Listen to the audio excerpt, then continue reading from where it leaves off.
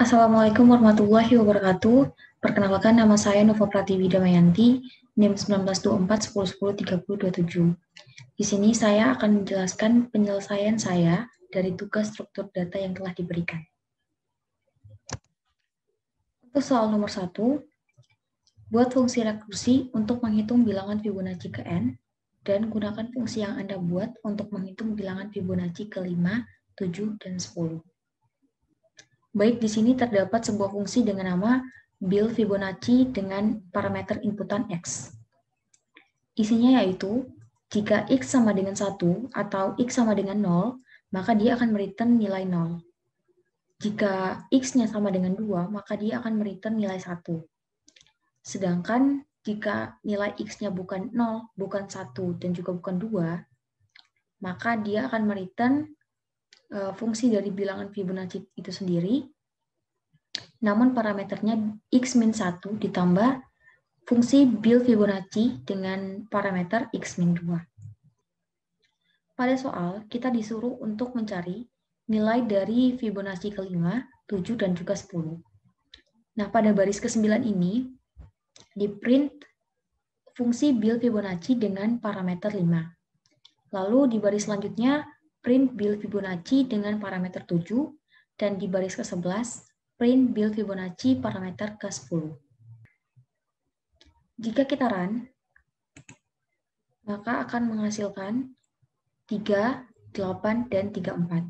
Jadi 3 merupakan hasil dari bilangan Fibonacci ke-5, lalu bilangan Fibonacci ke-7 hasilnya 8, dan bilangan Fibonacci ke-10 itu 34.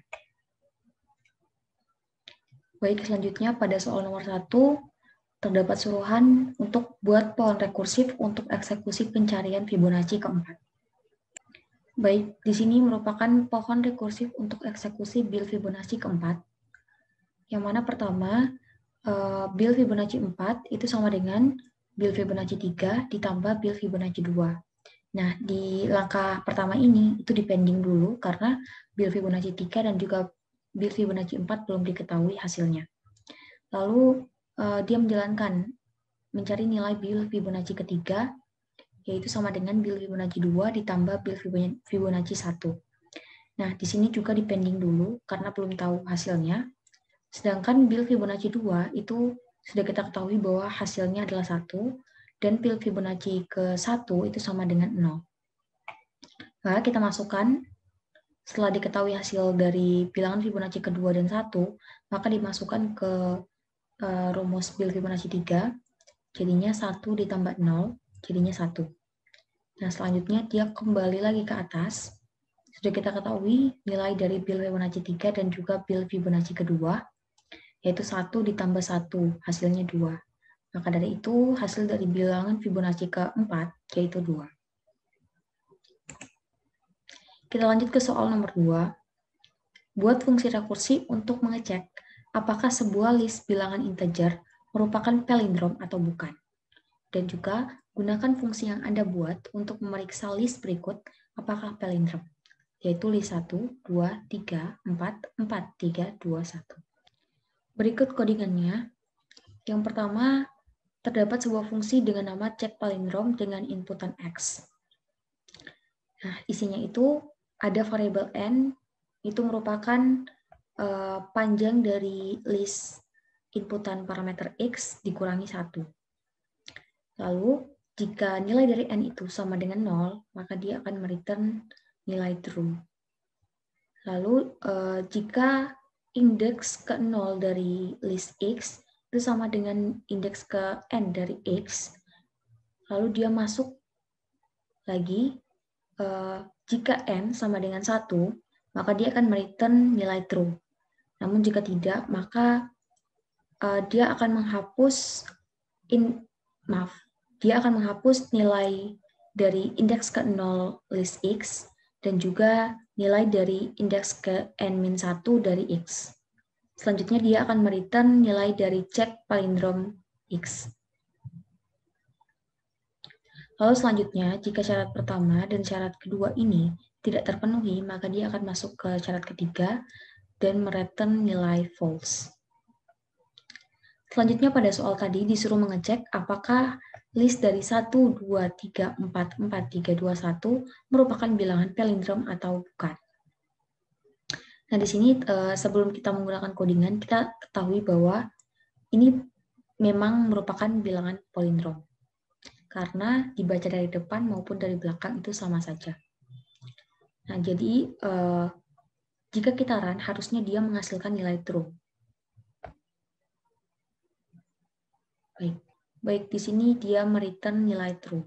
Maka list dari 1, 2, 3, 4, 4, 3, 2, 1 merupakan bilangan palindrom. Baik, selanjutnya untuk soal nomor 2, masih ada pertanyaan lagi. Disuruh untuk buat pohon rekursif untuk eksekusi pengecekan list berikut, yaitu 1, 2, 3, 4, 4, 3, 2, 1. Berikut merupakan pohon rekursif untuk eksekusi cek palindrom 1, 2, 3, 4, 4, 3, 2, 1. Yang pertama, dimasukkan nilai list ini ke dalam parameter fungsi cek palindrom, lalu dia akan mengecek apakah indeks ke nolnya itu sama dengan indeks ke n-1-nya. Jika iya, maka dia akan menghapus nilai pada indeks ke 0 dan indeks ke n-1. Lalu selanjutnya listnya akan menjadi 2, 3, 4, 4, 3, 2. Lalu dia akan mengecek lagi apakah indeks ke 0-nya itu sama dengan indeks ke n-1-nya. Jika iya, maka dia akan menghapus indeks ke 0 dan juga indeks ke n-1-nya. Lalu sekarang listnya tersisa 3, 4, 4, 3. Lalu dia mengecek kembali apakah nilai indeks ke 0-nya itu sama dengan nilai indeks ke n-1-nya. Karena benar, maka dia akan menghapus nilai indeks ke 0 dan indeks ke n-1. Selanjutnya, listnya akan tersisa 4,4. Lalu dia akan mengecek apakah indeks ke 0-nya itu sama dengan indeks ke n-1. Karena sama, maka dia akan menghapus indeks ke 0 dan n-1-nya. Dan dia akan mereturn nilai true.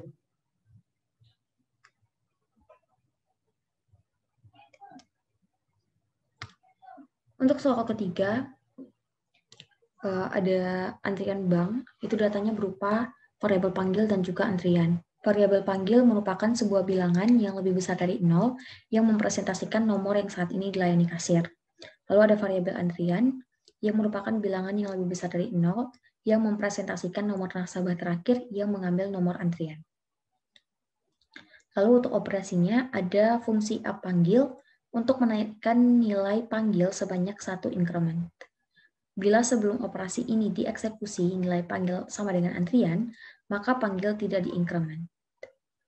Lalu ada fungsi up antrian, fungsinya untuk menaikkan nilai antrian sebanyak 1 increment.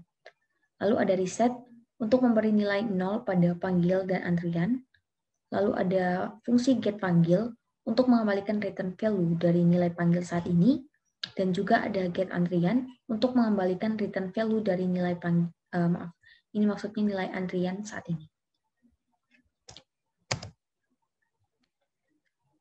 Soal yang pertama disuruh untuk implementasikan ADT yang tadi menjadi struktur data. Baik, di sini merupakan struktur datanya. Ada kelas dengan nama antrian bank. Lalu isinya ada fungsi init.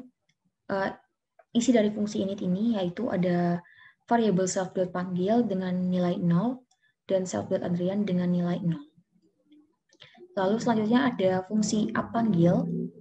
Nah, di sini fungsinya itu dia jika variabel self.panggil itu tidak sama dengan self.antrian, maka variabel self.panggil ini akan ditambahkan 1. Namun, jika variabel self.panggil itu sama dengan variabel self.antrian, maka dia akan print ditolak. Lalu selanjutnya ada fungsi up antrian, isinya yaitu variabel self.antrian ditambahkan 1. Lalu ada fungsi reset, di sini dia akan mereset variabel self.panggil dan juga variabel self.antrian menjadi 0. Lalu selanjutnya ada fungsi get panggil, dia akan mereturn nilai dari variabel self.panggil Dan juga ada fungsi getAntrian, itu untuk mereturn nilai dari variabel self.antrian. Baik, selanjutnya gunakan struktur data Anda untuk mensimulasikan kejadian berikut. Jadi nasabah pertama, nasabah kedua, dan nasabah ketiga, dia mengambil nomor antrian. Lalu selanjutnya 3 nasabah tadi dilayani, lalu ada 1 nasabah yang dilayani tanpa mengambil nomor antrian. Lalu selanjutnya 1 nasabah mengambil nomor antrian, lalu baru dilayani. Baik, di sini sudah terdapat codingannya. Yang pertama ada variabel A, itu merupakan kelas antrian bank.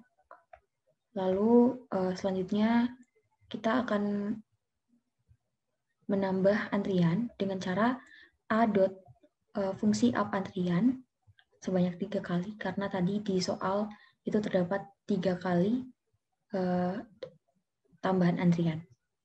Nah, selanjutnya ada up panggil, ini sebanyak 4 kali. Lalu ada juga up antrian, dan juga ada up panggil. Jika kita run, nah, di sini antrian bertambah, nomor antrian ke 1, 2, dan juga ke 3. Itu dihasilkan dari dari up antrian ini. Lalu selanjutnya pada kasir melayani nomor antrian ke 1, 2, dan 3, ini dihasilkan dari up panggil ini. Lalu ada output ditolak. Nah, kenapa di sini ditolak? Karena di sini dia belum mengambil nomor antrian, namun langsung maju ke kasir.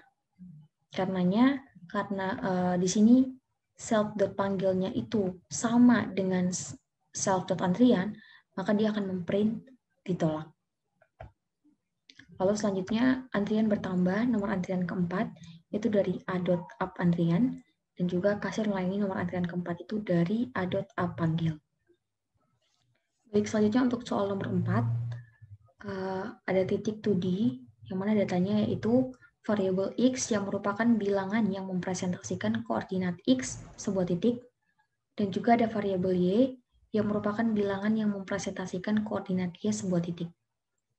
Lalu operasinya ada fungsi geser horizontal dengan parameter inputan dx. Fungsinya untuk menggeser titik secara horizontal sejauh dx, boleh ke kiri dan juga ke kanan. Lalu ada fungsi geser vertikal dengan inputan parameter dy. Fungsinya untuk menggeser titik secara vertikal sejauh dy, boleh ke atas atau ke bawah. Lalu ada fungsi hitung jarak, parameter inputnya yaitu titik lain. Jadi dia menerima inputan titik lain yang juga bertipe titik 2D. Kemudian menghitung jarak antara dua titik ini, lalu mengembalikan nilai atau return value dari jarak dalam nilai positif. Lalu ada fungsi getX untuk mengembalikan return value X, dan juga ada fungsi getY untuk mengembalikan return value dari nilai Y. Yang pertama disuruh implementasikan ADT yang tadi menjadi struktur data. Baik, di sini terdapat sebuah kelas dengan nama titik 2D, yang mana isinya itu ada fungsi init, inputan parameternya X dan juga Y, nilai defaultnya 0. Lalu ada fungsi geser horizontal, inputannya dx, isinya variabel self.x ditambah dengan nilai dari inputan parameternya yaitu dx. Lalu ada fungsi geser vertikal dengan inputan parameternya dy. Nah, isinya itu variabel self.y itu akan ditambah dengan dy. Selanjutnya ada fungsi hitung jarak. Inputan parameternya ada x1 dan juga y1. Di sini isinya itu variabel jarak itu sama dengan variabel self.x dikurangi 1 dipangkatkan 2 ditambah variabel self.y dikurangi y1 dipangkatkan 2, lalu hasilnya dikuadratkan atau dipangkatkan setengah. Lalu selanjutnya ada fungsi getX, itu fungsinya untuk mereturn nilai dari variabel self.x, dan juga ada fungsi getY untuk mereturn nilai dari variabel self.y. Baik, selanjutnya gunakan struktur data Anda untuk mensimulasikan kejadian berikut. Jadi, yang pertama buat titik T1 dengan koordinat awal 2,3, lalu titik T2 dengan koordinat awal 4,5. Geserlah titik T1 ke kiri sebanyak 3 satuan, lalu geserlah titik T1 ke bawah sebanyak 7 satuan. Tampilkan koordinat T1 saat ini, lalu geserlah T2 ke kanan sebanyak 15 satuan, lalu geserlah T2 ke atas sebanyak 9 satuan, tampilkan koordinat T2 saat ini, dan tampilkan jarak T1 dengan T2. Baik, di sini variabel T1 itu sama dengan titik 2,3. Lalu variabel T2 itu sama dengan titik 4,5. Di soal disuruh menggeser titik T1 itu sebanyak 3 ke kiri dan juga sebanyak 7 ke bawah. Nah, kalau ke kiri maka nilainya minus. Jadinya T1 dot geser horizontal, inputannya minus 3. Lalu T1 dot geser vertikal, itu karena ke bawah, maka dia minus juga, jadinya parameternya minus 7. Lalu selanjutnya akan di-print nilai dari titik T1 sesudah digeser. Nah, di sini menggunakan T1 dot getX dan juga T1 dot getY. Lalu selanjutnya disuruh untuk menggeser titik T2 itu sebanyak 15 satuan ke kanan dan juga 9 satuan ke atas. Maka nilainya positif semua. Jadinya T2 dot geser horizontal parameternya 15 dan T2 dot geser vertikal parameternya 9. Lalu di print lagi nilai dari titik T2 sesudah digeser dengan T2 dot getX dan juga T2 dot getY. Lalu selanjutnya di sini pada baris ke-34 dia menghitung jarak antara titik T1 dan juga T2 sesudah digeser. Jadinya T1 dot hitung jarak parameternya T2 dot getX, T2 dot getY. Mari kita run. Baik, di sini untuk nilai dari titik T1 sesudah digeser itu X-nya minus 1 dan juga Y-nya minus 4. Lalu untuk T2 sesudah digeser itu X-nya sama dengan 19 dan Y-nya sama dengan 14. Sedangkan untuk jarak antara titik minus 1, minus 4 dan 19,14 adalah 362,0. Baik, sekian penjelasan penyelesaian soal struktur data dari saya. Apabila ada salah kata dan juga kekurangan dalam penyampaian penjelasan, saya mohon maaf. Wassalamualaikum warahmatullahi wabarakatuh.